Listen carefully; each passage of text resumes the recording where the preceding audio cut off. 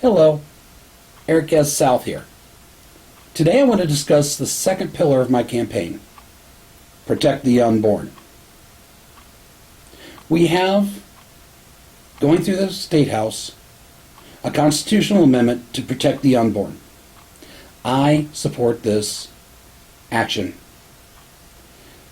I have 3 scripture verses that I'm going to use to support that ideal. The first comes from Jeremiah chapter 1, verse 5. When God says, I knew you before I formed you in your mother's womb.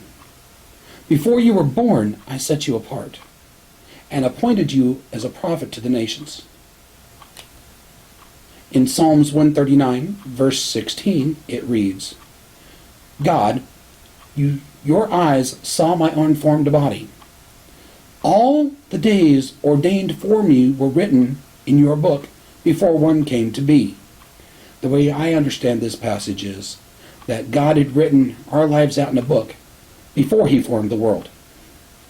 And the final is in Luke chapter 12, verse 7, when it says, the very hairs of your head are numbered. So don't be afraid, for you are more valuable to God than a flock of sparrows.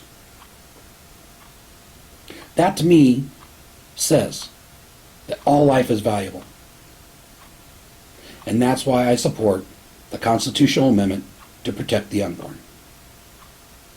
But I'm going to take that one step further. It hasn't happened in Iowa yet, but you hear several legislators in different states discussing the possibility of assisted suicide for the long-term or terminally ill. This I do not agree with either. My father had an onset of severe health issues at a very early age. He was in a nursing home by the age of 60. He was dead by the age of 65. And the last 2 years of his life, he suffered so. And while I didn't understand it, I do know that those 2 years I was able to come to peace with the relationship I had with my dad. So while we don't understand why our friends and loved ones suffer the way they do, maybe there's something that needs to be resolved that has nothing to do with them. But if they die too soon, then that issue may not get resolved. That is why I firmly believe that life begins at conception and ends at natural death.